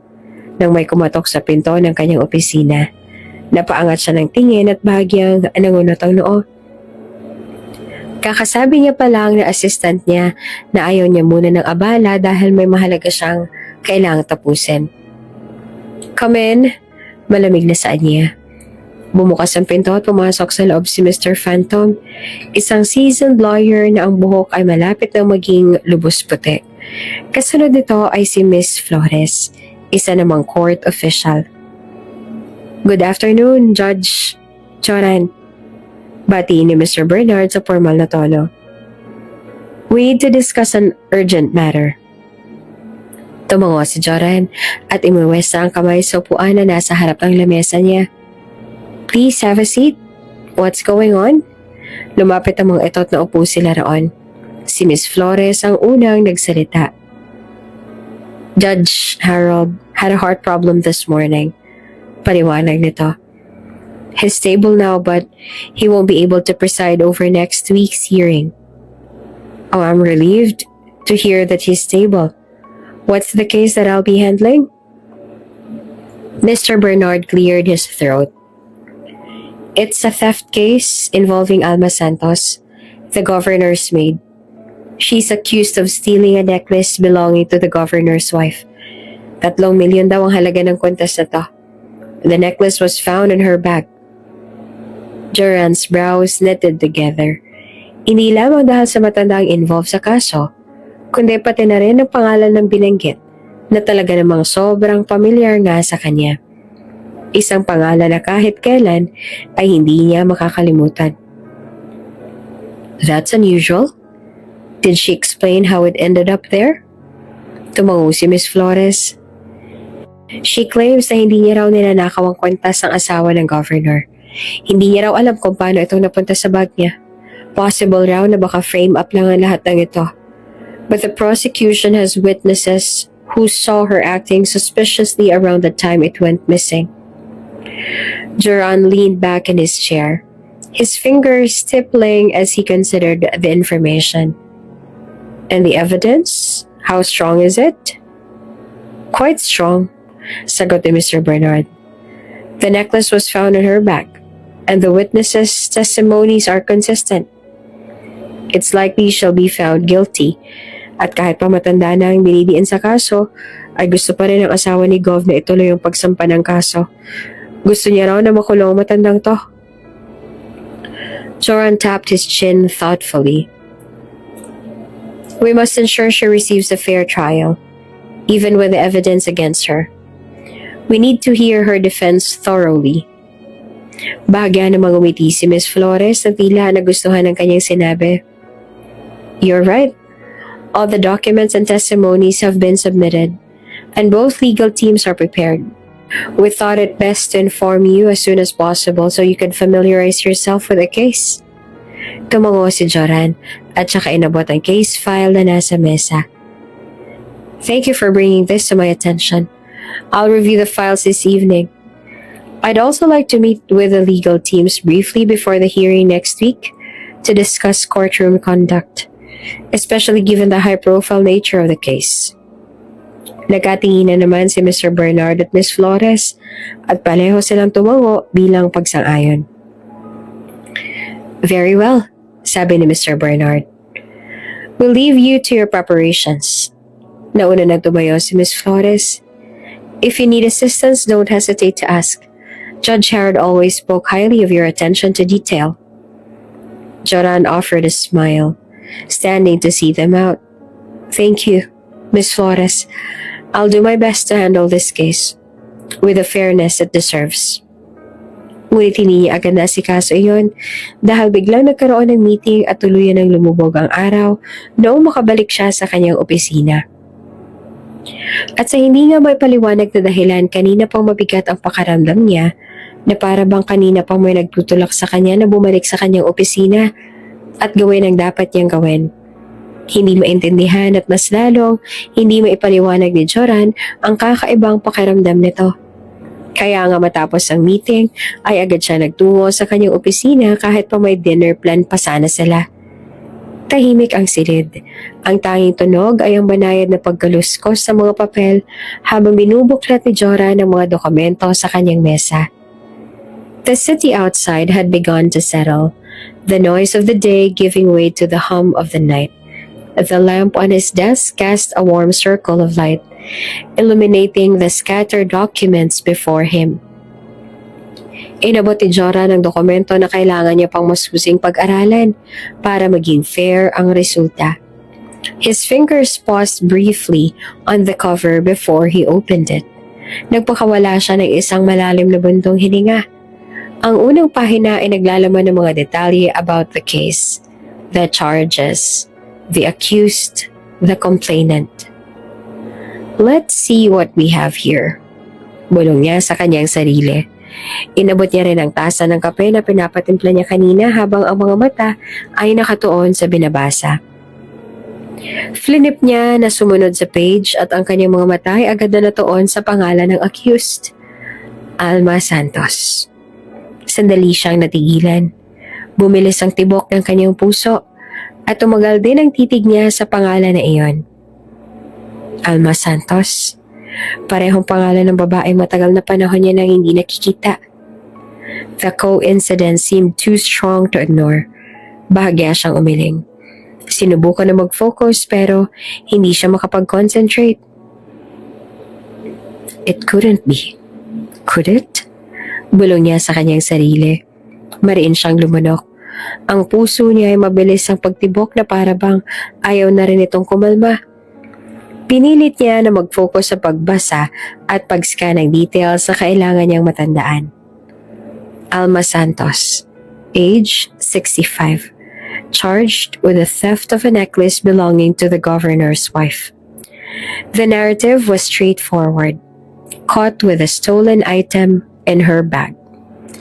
Kung may anong parte kay Joran na nagsasabi na huwag niyang paniwalaan ang kanyang mga nabasa, ngunit alam naman niya na hindi niya maaaring sundin lang ang kanyang nararamdaman dahil isa siyang judge, isang kilala at pinagkakatiwalaang judge. Flinip niya pa ng paulit-ulit ang pahina. He was searching for something more, something that would confirm or dispel the uneasy feeling gnawing at him. Then he saw it, a photograph clipped to the next page. A standard procedural inclusion in case files. Sandali siyang natigil sa paghinga. Hindi siya pakapaniwala sa nakikita ng dalawa niyang mata. The woman in the photo, though aged and weathered by time, was unmistakable. It was his mother. Bahagyang nanginig ang kanyang kamay at mas lalo pang bumilis ang pagtibok ng kanyang puso. Inabot niya ang picture at hinaplos ito gamit ang mga daliri niya. The lines on her face were deeper. Ang buhok nito ay puti na rin. Ngunit ang mga mata nito at pare-pareho pa rin na natatandaan niya noong bata pa lamang siya.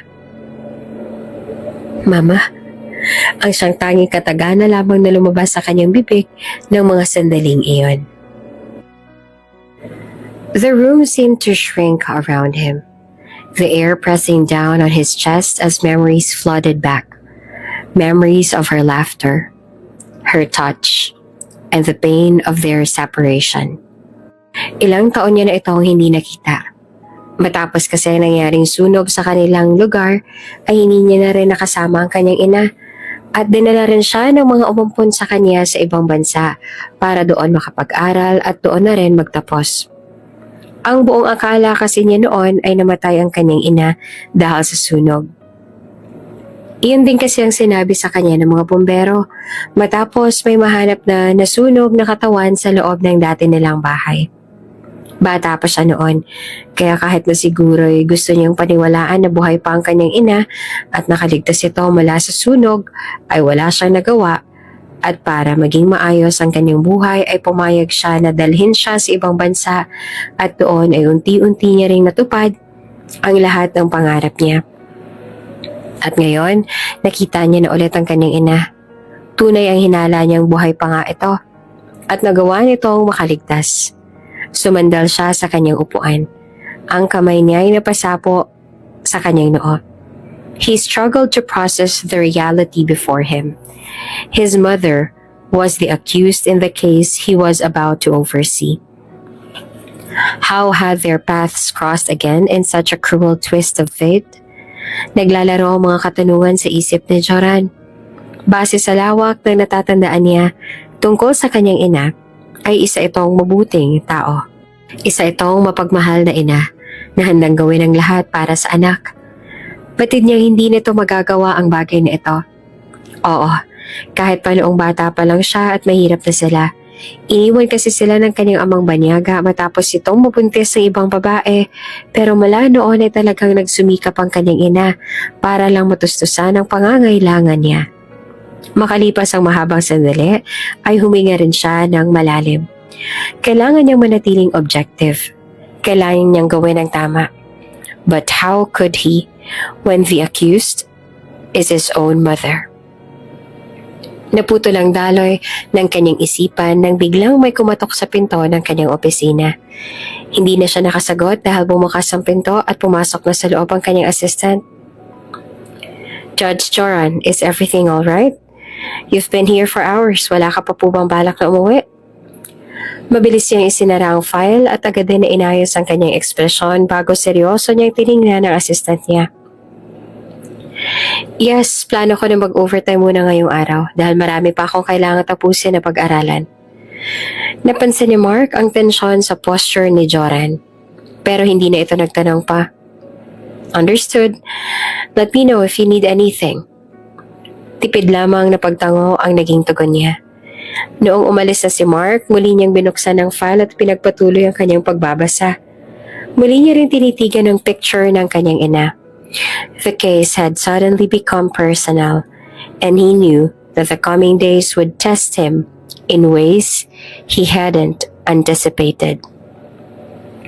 Batid niya na bawal siyang ma-involve sa ganito. Ngunit ang kanyang ina na matagal niya nang hindi nakikita at nakakasama ang siyang involved sa kaso na ito, kaya naman hindi ito maaaring pabayaan. Lalo na ngayon na may kakayahan na siyang tulungan at protektahan ang kanyang ina. Hindi tulad ng huli siya lang nagkita na siya ay pastit pa lamang at wala pang ibang alam na gawin kundi ang umiyak at sumigaw. Lumipas ang isang buong araw at mas lalong hindi siya mapakali. Nandito siya ngayon sa loob ng kanyang silid, sa penthouse na pag-aari niya. Nakaupo siya sa kanyang kama. Isang malalim na buntong hininga ang pinakawalan niya bago nagpasya na tawagan ng private investigator na gusto niyang i-hire para mag-imbestiga. Pinapunta niya ang private investigator sa kanyang penthouse para personal niya rin itong makausap. At ilang oras lamang ang kanyang hinintay at dumating na nga ito. Thank you for meeting me on such a short notice, Mr. Vargas. Formal niyang sinabi sa lalaking nasa late 40s na. Ngunit kilala rin na magaling na investigator, kaya nga madalas ay ito ang kinukuha ng mga kilalang tao o kaya naman ay officials. Ngumiti naman sa kanya si Mr. Vargas. When a judge calls, I make time. What's this about, Judge Joran? You were a bit vague over the phone. Huminga siya ng malalim. His hands clasped tightly on the desk. I need you to look into someone. Panimula niya na maseryoso pang tinig. A woman named Alma Santos. She's 60, accused of theft. Tumaas ang kilay ni Mr. Vargas at taghintay pa ito sa susunod niyang sasabihin. Ngunit kitang-kita agad base pa lamang sa ekspresyon nito na may pagdududa na agad itong nadarama. She's someone from my past. Dagdag niya pa. Maingat siya sa kanyang mga salita. No one can know I'm involved, especially not in an official capacity. Kailangan kong maunawaan ang situation niya. Kung paano siya nasangkot sa kasong pagnanakaw at kung paano naging ganito ang buhay niya. Kailangan kong malaman ang lahat tungkol sa kanya. Mabagal na tumango si Mr. Vargas na tila nauunawaan ang pakiusap niya. Got it. You want a full background check, but discreet. No one will know you're behind it. Hindi na bago sa akin ang mga request sa ganito. At wala pa naman akong nade-disappoint na isa sa mga naging client ko. Exactly. Alam ko rin kung gaano kakalinis na magtrabaho kaya nga ikaw agad ang naisip kong makagawa nito para sa akin. Kailangan kong malaman ang lahat ng impormasyon tungkol sa kanya. Ngunit hindi maaaring malaman ng iba ang tungkol dito. Hindi pa sa ngayon. Matigas na sabi ni Joran. And one more thing. If there's anyone close to her, anyone she might be relying on, I need to know about them too. Mr. Vargas leaned back in his chair, a small smirk tugging at the corner of his lips. You know, cases involving personal ties tend to get messy, but I'll handle it. Give me a few days. Thank you. I'm counting on your discretion. Sagot niya. Tumango lamang si Mr. Vargas bago ito tumayo at nakipagkamay sa kanya. Hindi na rin ito nagtagal pa. Umalis din agad para gawin ang pinapagawa niya nang sa ganun daw ay makuha niya agad ang lahat ng mga impormasyon na nais niyang malaman. Huminga siya ng malalim. Joran knew the risk he was taking, but he had no choice. This was his mother. Sadyang magaling si Mr. Vargas sa trabaho nito dahil makalipas isang gabi ay bumalik na ulit ito sa kanya. Dala na ang mga kailangan niyang mga impormasyon. Ang mabilis na trabaho ni Mr. Vargas ay pabor naman sa kanya, lalo pa't malapit na rin ang hearing. I've got what you asked for. Kalmante na wika ni Mr. Vargas sabay lahad sa kanya ng folder na ang nilalaman ay ang mahalagang impormasyon. Inabot niya agad ang folder at pinuklat. Alma Santos, panimula ni Mr. Vargas. Ilang taon na siyang nagtatrabaho bilang isang kasambahay. Mostly odd jobs, but she's been with the same household for the past 5 years. No immediate family that I could find. No children, no husband. Nagtiim ang bagang niya. Kung ganon, sa nakalipas na ilang dekada, mag-isa lang pala talaga ang kanyang ina. Hindi niya lubos ma-imagine ang hirap at tungkot na nararamdaman nito. And, he asked, anyone close to her? A friend perhaps? Tumango si Mr. Vargas. She's had help from one person, a woman named Elara Monasterio. They've seemed to have a close relationship. Though Elara isn't a relative, more of a benefactor, it seems. Napakunot-noo siya at agad niyang na-flip ang pahina ng folder sa kanyang harapan. Nanikip ang paghinga niya nang makita ang picture ng isang babae na nakatikit doon at sa baba noon ay may pangalan na nakasulat. Elara Monasterio. Iyon ang pangalan nito. It was her. The woman he had bumped into outside the courthouse. The beautiful stranger whose presence had momentarily disarmed him. Elara, he whispered, stunned. Pinanood ni Mr. Vargas ang reaksyon ni Joran. Is there something I should know? Tanong nito. Isinara ni Joran ang folder. Hindi niya inaasahan ang ugnayan ng babae sa kanyang ina. Ngunit sa tingin niya ay paraan na rin ito ng langit para makadaupang palad niya ang mga tao na malapit sa kanyang ina. No? Sumagot si Joran. Ang kanyang tinig ay sumeryoso. This will do for now. Thank you, Mr. Vargas. Hindi rin ugali ni Mr. Vargas na magtanong dahil ang trabaho niya lang naman ay gawin ang mga pinag-uutos sa kanya ng mga client niya. Kaya naman tumango na ito at nagpaalam na rin sa kanya. Nang siya na lamang mag-isa, sinandal niya ang likuran sa swivel chair niya at saka malalim din na nag-isip. Kailangan niyang makausap ang Elara Monasterio na iyon. Kailangan niyang malaman kung ano ang nalalaman nito tungkol sa kanyang ina. Batid niya na magiging malaking tulong sa kanya ang dalaga kung kaya kailangan nilang magtulungan. Kaya naman ginagawa niya ang lahat para makontak niya ang dalaga at sinabi niya dito na gusto niya itong makausap ng personal. At ngayon nga ay narito na siya sa isang restaurant kung saan ang sinabi niyang lugar kay Elara Monasterio na pwede silang mag-usap. Ilang sandali pa ay bumukas na ang pinto ng VIP room. Pumasok doon ang dalagang si Elara na ang kasunod ay ang kanyang assistant na si Mark. Agad naman na tumayo si Joran para salubungin ang dalaga na agad ding napatingin sa kanya. Mr. Joran, pagbati nito sabay lahad ng kamay para makipagkamay. Miss Monasterio, Joran replied. Thank you for coming. Please have a seat. Naupo ang dalaga sa harapan niya. Ang mga kamay nito ay nasa lap at bakas din ang itsura nitong kinakabahan. Hindi ko po matanggihan ang pakiusap niya sa akin. Lalo pat ang sabi niyo ay tungkol ito kay Nay Alma. Ano pong maitutulong ko sa inyo? She's my mother. Natigilan ang dalaga at nanlaki ang mga mata nito sa pagkabigla. Ikaw po ang anak ni Nay Alma? Ang anak na sinasabi niyang nawala dahil sa sunog? Tumango si Joran. Yes, at isa na rin akong judge ngayon. At nagkataon na akong hahawak sa kaso niya. I've been searching for her for years. I recently learned that she's still alive. I need to know everything about her situation, and I believe you can help me. Gusto ko siyang tulungan.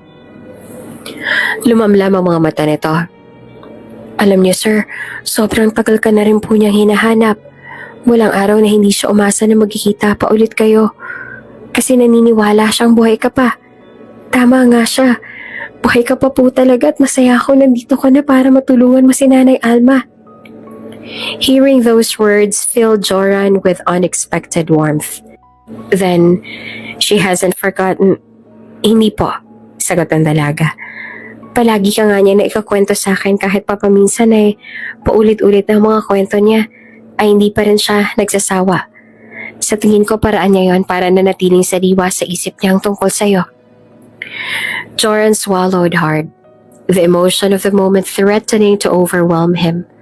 But why is she living as a maid? What happened to her? Marami po siyang mga pinagdaanan sa buhay.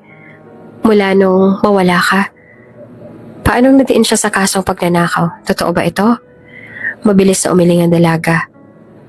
Wala pong totoo sa mga paratang sa kanya. Wala siyang kasalanan. Kilala ko po si Nay Alma at alam ko rin na kilala mo ang iyong ina. Wala siyang kasalanan. Frame up lang ang nangyari. Framed? Joran's brow furrowed. By whom? Nag-alangan ng ilang sandali ang dalaga bago sinabi ang malaman. By the governor's wife. Alam po kasi ni Nay Alma ang tungkol sa sekreto ni Ma'am Shenli na siya po ay may kabit at ang lalaki nito ay walang iba kundi ang sarili nitong driver. Isang lalaki na malapit na rin na ikasal sa fiancé nito na si Helga.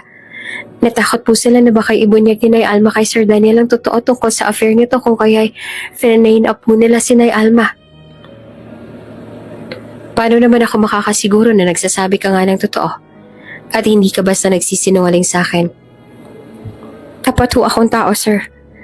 Ang iyong ina na rin ang pinag-uusapan natin dito. Kaya hindi ho ako magsisinungaling sa'yo. Isa rin ho akong katulong sa mansyon ng mga Arroyo. Mula noong makulong si Nay Alma, ay binantayan ko ho ang kilos nila Ma'am Shenli at Anton. At dito ko na kumpirma na totoo nga sinasabi ni Nay Alma. May relasyon nga silang dalawa. Nagtagis ang bagang ni Joran dala ng galit. So my mother has been living in obscurity because of a lie? Opo, tugon naman ni Elara. Marami na pong napagdaanan si Nay Alma. Matinding hirap ang nilampasan niya lalo na kung nawala ka sa kanya at naging mag-isa na lamang siya sa buhay. Ganun pa man, sinikap niya pa rin na lumaban ng patas. This can't continue. My mother deserves justice. And I'm going to make sure she gets it. Tutulungan din po kita, sir. Tulad mo ay ayaw ko rin pong patuloy na mahirapan si Nay Alma. Lalo pat alam ko kung anong totoo. Kaya kung sakali man na may maitutulong ako sa inyo, ay sabihin niyo lang po sa akin. Sinalubong niya ang tingin ng dalaga at saka seryoso siyang tumango. Salamat, Elara. Aasahan ko ang tulong mo sa amin. Sinagot naman ng dalaga ito ng pagtangho. Napag-usapan nila ni Elara kung ano ang kailangan nitong gawin para mapatunayan nila sa korte na walang kasalanan ng kanyang ina. Kailangan itong kumuha ng mga ebidensya na siyang magpapatunay na may relasyon nga si Chenli at Anton. Ganon din ang patunay na sila ang nag-frame up kay Alma. Iha, kung sakali mang tuluyan na nga ako makulong, iingatan mo lagi ang sarili mo, ha? Maging matatag ka lang sa buhay dahil alam ko na kahit ano man na pagsubok ang dumating sa buhay mo ay magagawa mo pa rin na malampasan. Makahulog ang sabi ni Ginang Alma kay Elara na ngayon ay nakaupo sa harapan nito. Huwag po kayo magsalita ng ganyan, Nay. Bukas na po ang hearing at alam ko po na hindi ka mahahatulan ng guilty kasi wala ka namang kasalanan. Sagot naman ni Elara. Hindi natin masasabi yan, Iha. Alam mo naman na makapangyarihan ang nakalaban ko at siyak na gagawin ni Ma'am Chenny ang lahat para lang hindi mabunyag ang kanyang sekreto.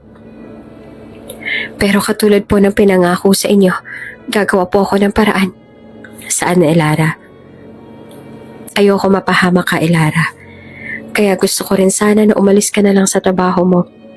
Alam ko kasi na ikaw naman ang pag-iinitan ni Madam Chenli dahil alam niyang malapit ka sa akin. Nag-aalala na sabi ni Ginang Alma at saka inabot ito ang kamay niya. Parang anak na rin kita, Elara. Ayoko mapahamak ka. Huwag po kayo mag-alala sa akin, Nay. Kaya ko na po ang sarili ko. Wala po masamang mangyayari sa akin. Sabi niya nang nakangiti. Tsaka nga po pala, tibayan niyo lang po ang loob ninyo. Kasi, hindi po ang sabi niyo sa akin ay gusto mo pang makita at makasama ang nawawala mo anak. Gustong-gusto na ni Elara na sabihin kay Ginang Alma na nahanap niya na ang anak nito at ito pa nga ang judge na hahawak sa kaso niya. Subalit hindi niya ito pwedeng sabihin sa ngayon dahil ito rin ang pakiusap sa kanya ni Joran. Dahil maaari raw itong makaapekto sa nalalapit na hearing. Tsak ni Elara na magiging sobrang masaya si Ginang Alma lalo na ngayon na mukhang nawawala na ito ng pag-asa sa dami ba naman ang pangyayari sa buhay nito. Sa tingin ko hindi ko na siya mahahanap. Baka ito na talaga ang kapalaran ko. Mahinang saad naman ni Ginang Alma. Huwag po kayo mawawala ng pag-asa, Ginang. May awa po ang Diyos. Ang siyang sagot niya naman dito. At bago tuluyang umalis, sinigurado niya na muna na maayos lang si Ginang Alma. Tinawagan niya rin si Judge Joran para ipaalam dito kung ano ang sinabi ni Ginang Alma sa kanya. At kinabukasan nga ay naganap na ang hearing. Ang mga tao ay nagbubulungan pa sa loob ng courtroom habang naghihintay na simula ang hearing. Nakaupo ng lahat sa kanilang mga upuan. Si Ginang Alma ay bakas ang takot at pag-aalala sa mukha, samantalang si Elara naman ay di gaano natatakot. Dahil batid niyang hindi pa babayaan ni Joran ang ina nito. Sa front room ay pumasok si Judge Joran. His robes flowing behind him as he made his way to the bench. Seryoso ang ekspresyon nito. At talaga namang nakaka-intimidate ang itsura. Halatang respetadong tao. Habang naglalakad ito, tiningnan nito ang mga tao sa loob ng silid. Ang mga mata niya ay tumama kay Elara na tumango at ngumiti sa kanya ng bahagya. Hanggang sa napatingin na si Joran sa kanyang ina. Nang sandali namang yon ay para bang tumigil sa pag-inog ang kanyang mundo. His breath caught in his throat and for a moment he couldn't move. Gustong-gusto ni Joran na tumakbo papunta sa bisig ng kanyang ina at yakapin ito ng mahigpit na parang isang bata. Ngunit pinigilan ni Joran ang sarili. may iba pang pagkakataon para roon. Samantalang nakaupo naman si Ginang Alma sa defense table at nang madam nito na may matang nakatuon dito. Agad ito nag-angat ang tingin. Natigil din ito sa paghinga nang magtagpo ang mata nila ng batang judge. Agad na nangilid ang luha sa mga mata ni Ginang Alma at ang labi nito ay bahagyaring nanginig. Gusto rin ng Ginang na tumayo at tumakbo palapit sa binata na nasa harapan. Ngunit hindi nito magawa. Nanatili lamang ito nakaupo at nakatingin lamang sa anak na hindi niya nakita sa loob ng mahabang panahon. Sa kabilang banda naman ay hindi naman maitago ni Elara ang ngiti dahil sa nasaksihan. Joran tore his eyes away, forcing himself to maintain his composure. Naupo siya at napahawak din sa edge ng bench para pakalmahin ang sarili. All rise, anunsyo ng bailiff. The court is now in session. The Honorable Judge Joran Hidalgo presiding. Tumayo ang lahat at bahagya namang tumango si Joran.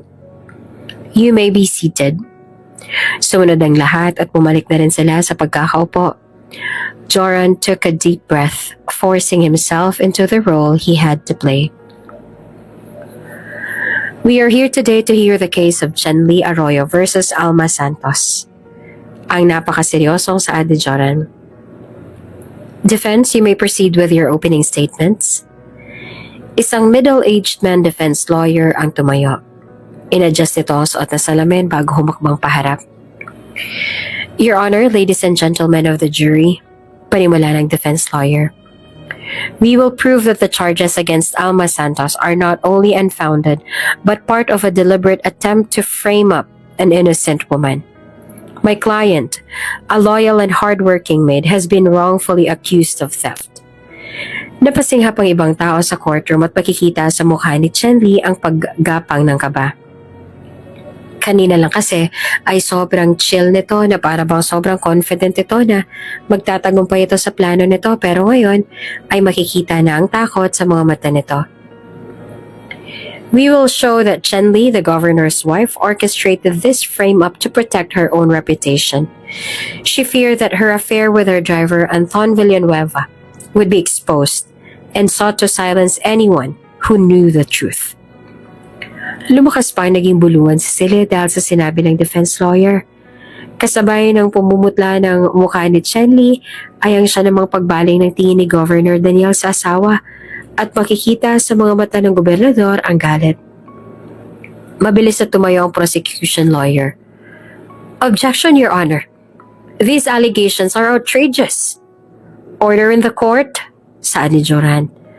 Objection sustained. The defense will proceed with their evidence. Tumungo ang defense lawyer at saka muli itong humarap sa jury. We have witnesses and evidences that will show the true motivation behind this case. Alma Santos is not the thief. She's a victim of a cruel plot to cover up a scandal. Nagpatuloy ang defense lawyer sa pagpresent nito ng mga evidence. Tinawag nito si Elara Monasterio at pinatayo. Elara, composed but solemn, took her oath and sat down facing the room. Miss Monasterio, ani ng defense lawyer. You were close to Chenly, the governor's wife, correct? Opo, sagot naman ni Elara.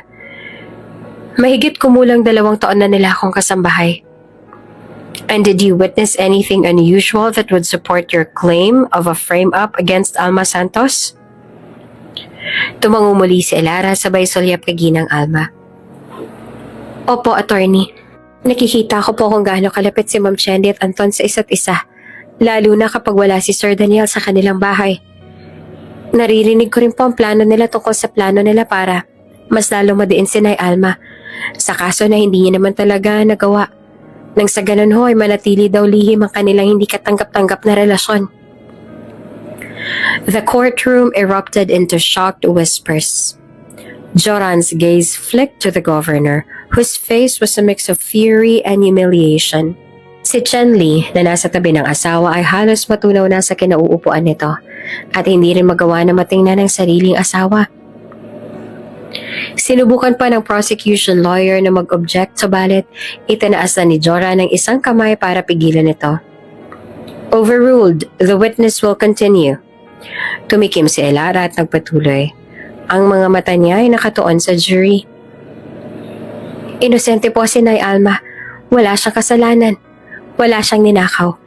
Isa siyang mabuting tao. Si Ma'am Chen Li ang tunay na may kasalanan dito. Siya ang nag-frame up kay Nay Alma para lang hindi mabunyag ang sekreto niya. Hindi totoo yan! Malikas na sigaw ni Chen Li, supalit pinigilan ito ng mga nagbabantay sa courthouse. You're just lying, Elara. Sinisiraan mo lang ako. Malamang kakampi mo yan si Alma dahil close kayong dalawa. I swear magnanakaw siya. Tigilan mo ng paninira sa pangalan ko. Hindi po ako nagsisinungaling, ma'am. Alam ko na alam mo rin kung anong totoo. Malamig na tugon ni Chen Li. No? You're lying. Mananagot ka rin sa akin pag alis natin dito mamaya. Joran watched as the jury absorbed the testimony. Sinulya pa niya ang kanyang ina. Kitang-kita niya ang pagdaos-dos ng luha sa mga mata nito. Para bang gusto niya nang lapitan ng kanyang ina para siya na mismo magpula sa luha nito, subalit hindi niya na maaring gawin ngayon. By the end of the session, the evidence had clearly shifted the tide. Nanatili si Joran sa kanyang kinauupuan. Ang asawa naman ng gobernador ay galit na kinausap ng asawa. Kasama ni Ginang Alma si Elara habang naghihintay na dumating si Joran. Hindi maipaliwanag ni Ginang Alma ang kaba na nadarama. Habang si Elara sa kanyang tabi ay paulit-ulit siya na pinapakalma. Bakit hindi mo agad sinabi sa akin na nahanap mo na ang anak ko si Joran, Iha? Tanong ni Ginang Alma. Siya po kasi nakiusap na huwag ko munang sabihin sa'yo dahil maaari raw ito makaapekto sa paglutas ng kaso. Pero nagtagumpay naman po kami at nailihis na ang kaso ngayon. Hindi na napigilan ni Ginang Alma ang kanyang sarili at niyakap niya rin ng mahigpit ang dalaga. Paulit-ulit siya nagpasalamat dito sa naging tulong na to. Mama, lumingon si Alma nang marinig nito ang isang malalim na tinig. Nang makita nito ang judge kanina ay agad siyang napangiti at mabilis din niyang nilapitan ng binata at niyakap ito ng sobrang higpit. Ah, anak ko! Naluluhang sambit ni Ginang Alma. Ikaw nga ang anak ko. Ang buong akala ko'y nagkakamali lamang ako. Ikaw nga talaga iyan. Niyakap din ni Joran pabalik ang ina. Ako nga po ito, Mama. Humigpit ang yakap ni Joran sa ina at tuluyan na rin na bumagsak ang luha sa mga mata nito. Masaya ako nagkita ulit tayo, Mama. Masaya ako nandito ka na. Kumalasigi ng Alma sa yakap at saka kinulong niya ang mukha nito sa kanyang mainit na palad. Masaya rin ako, anak. Napakatagal kitang hinanap. Kahit pa ang sabi sa akin ng iba noon ay wala ka na. Hindi ako naniwala dahil alam kong babalikan mo ako. Kaya naman abot langit ang saya ko ngayon, anak. Kayakap na kita ulit. Ako rin po. Napakatagal ng panahon na hiniling ko na sana muli kitang makita at makasama. Masaya akong tinupad ng Diyos ang dalangin ko. Naging emosyonal ang muling pagtatagpo ng mag-ina. Ngunit damang-dama rin nila ang kasiyahan dahil sa wakas, kasama na ulit nila ang isa't isa matapos ang napakahabang taon ng paghihiwalay. Sa huli ay napatunayan sa korte na wala ngang kasalanan si Alma. Tuluyang hiniwalayan ni Daniel ang asawang si Chen Li habang si Anton naman ay iniwan na rin si Helga. Bagaman nagalit si Helga kay Ginang Alma dahil hindi agad ito nagsabi ng totoo, naunawaan din naman ito kung anong dahilan ng matanda kaya nagkapatawaran ding muli. Governor, masaya ako sa pagbibigay niyo ng trabaho sa aking ina. Masaya rin ako dahil sa nakalipas sa ilang taon ay pinagkatiwalaan mo siya. Nauunawaan ko ang nangyari. Asawa mo si Miss Chen Li kung kaya natural lang na siyang paniniwalaan mo. Ngunit sadyang may mga pangyayari lamang na hindi natin inaasahan. Kung sakaling kailangan mo ang tulong ko, huwag kang mag-atubili na lumapit sa akin bilang kabayaran na rin sa tulong mo sa aking ina. Sabi ni Joran kay Governor Daniel.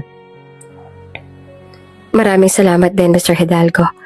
Pasensya na ulit sa nangyari. Aaminin ko na may kamalian din ako. Tumango si Joran. Nauunawaan ko naman, it's okay. Matapos makausap ang governor ay umuwi na rin si Joran sa kanyang penthouse kung saan na rin nakatira ang kanyang ina. Oh anak, nakabalik ka na pala. Anong oras mo susunduin ang girlfriend mo? Tanong nito sa kanya. Mom, she's not my girlfriend yet. Hindi niya pa po ako sinasagot. Sus, pasasaan ba at sasagutin ka rin niyang ni Elara? Halata namang mahal yung isa't isa. Aba hindi na ako makakapaghintay na maging kayo para naman mabigyan niyo na ako ng apo. Natawa si Joran sa sinabi ng kanyang ina. Nililigawan niya ngayon ang dalagang si Elara. Hindi niya ito minamadali na sagutin siya dahil alam niyang may mga pangarap pa itong gustong matupad at gusto rin itong mag-focus sa bago nitong trabaho. Pagsapit ng hapon, sinundo na ni Joran ang dalaga sa trabaho nito at agad na gumuhit ang matamis na ngiti sa labi nito nang makita siya. Kanina ka pa ba? Nainip ka ba sa paghihintay sa akin? Tanong nito sa kanya. Sa isang malaking hotel na ito nagtatrabaho ngayon. Kararating ko lang. Tugon niya at siya mismo ang nagkabit ng seatbelt ito. Are you tired? Hindi, nag-i-enjoy ako sa trabaho ko ngayon. Napangiti naman siya. That's good to hear. Umabot ng ilang buwan na naging panliligaw ni Joran kay Elara. Hatid sundo niya ito sa trabaho at talaga namang ipinapakita niya dito na seryoso siya at hindi siya naglalaro. Matapos nga ang ilang buwan, binigay nito sa kanya ang matamis na oo. Batid nila na marami pa silang mga pagdadaanan ngunit para kay Joran, panghabang buhay na ito.